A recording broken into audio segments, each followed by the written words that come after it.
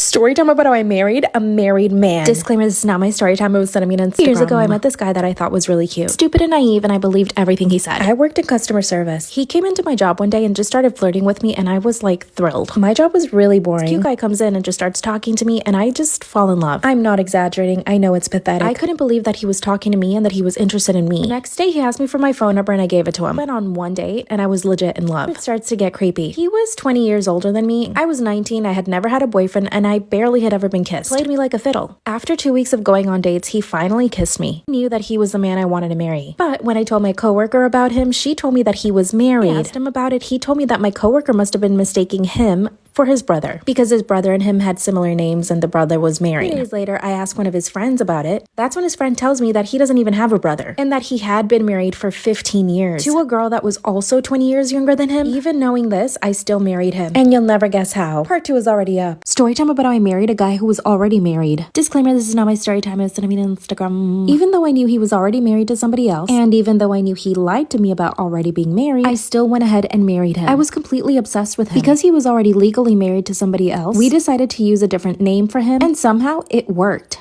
We actually drove 5 hours away to get married, used fake names, filed in a different state, and then we drove back to our hometown, where literally no one knew we were married. It was our little secret. But then the poo hit the fan. He kept promising that he would leave his wife. But one day, I'm having dinner with my parents at a restaurant, and guess who shows up? My husband with his wife. And boy, did they look happy. He was all over her, kissing her neck and her hands. Not only until he realized that I was in the restaurant did he stop. Then he actually had the audacity to come to my table, introduce himself to my parents, and tell him that he knew me from my job. All the while, his wife was sitting at the table looking at me. And in that moment, I knew that she knew something was up. It's like she stared straight into my soul. She must have seen the way that I was looking at him because she ran up to the table and introduced herself to me and my parents. When she tried to shake my hand, I didn't shake it back. My parents told me I was being rude, so I forced myself to shake her hand. 2 days later, she calls me and asks me what's up. But I lied and said that her husband was just a friend. Then I got an idea. I decided to be her friend. I asked her out to coffee and we had a great time. And little did she know that she was sitting with her husband's new wife. I feel like this way I can try to control their relationship from the inside. I confessed everything to my mom and she thinks I'm crazy. I think I'm a little crazy too. Am I completely wrong for this?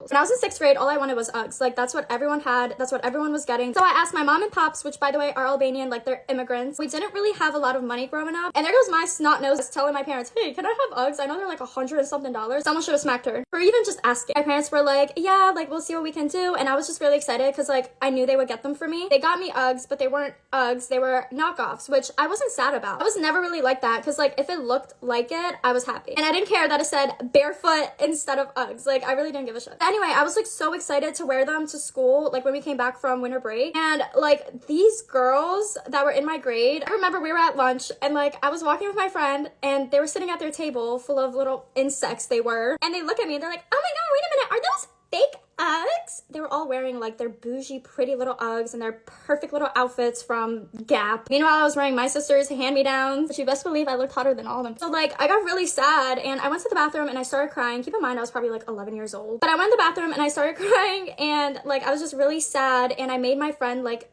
I made her switch shoes with me for the day just because like it really got to me. I went to a school that was just full of rich kids with rich parents. They all had the best stuff in school and like I never really had that, and I understood that from a young age, and like that really upset me. But like the fact that they were just like looking at me and like looking at my shoes that my parents literally like were so happy to give to me. I never wore them again after that. I wore them like outside of school, but I never wore them in school just because like I didn't want to deal with that again. And it was just really sad. But anyway, if you want a happy ending to the story, I looked at some of their Instagrams a while ago, and let's just say karma works in beautiful ways. Girls that grew up bullying others, especially for lack of money or just like something they can't control, always end up looking so damn ugly. Like, haven't you noticed that? You ever think back to your first ever relationship and realize that you were a nightmare? A nightmare girlfriend? And not a nightmare in like a fun, hot way. I was a nightmare because I was scared of him. I was scared to run into my boyfriend. I memorized the directions he would walk to class every day so I could walk the opposite way. If I ran into him in the hallway, I got chills down my body because that meant we would have to walk to class together. What were we gonna talk about?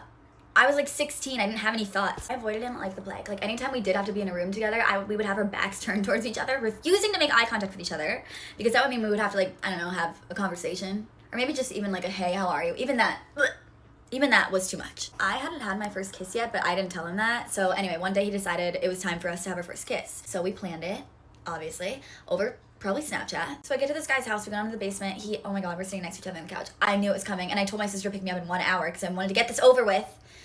We're sitting next to each other on the couch watching, like, I don't know, probably Family Guy or something. So he turns to me, he kisses me, and then he starts making out with me.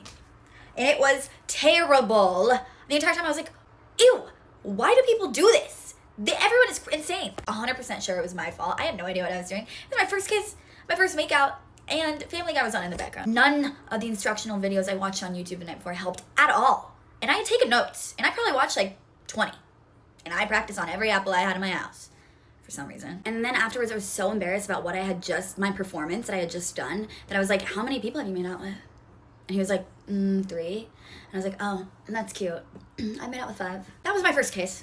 I just wanted him to feel like it was his fault. So I lied to him. That is nightmare. I was nightmare. And I was so embarrassed because I think he knew it was my first kiss, so I broke up with him that night over text. And when he let me break up with him, I was like, whoa, okay. Oh, okay, so you're just gonna let me break up with you right now. Okay, well, I just have one question for you, and that is, how dare you? How dare you? I am happy to report that guy ended up fully recovering from dating me somehow. He is now married with a kid, I think, and I'm doing this. So he won.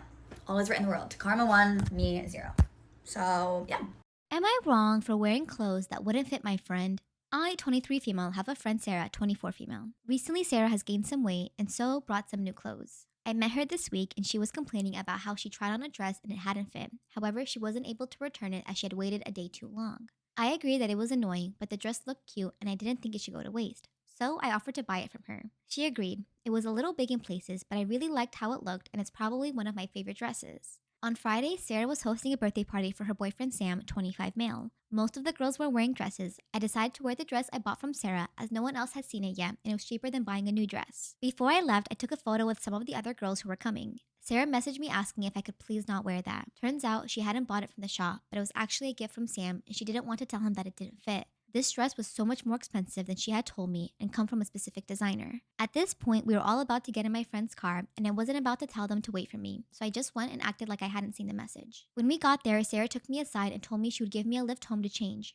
I said no and she told me to leave. At this point, I was annoyed. I said it was Sam's birthday and if he had an issue, he could say. Later that evening, he complimented the dress and said it was just like the one he had bought Sarah not that long ago for their anniversary.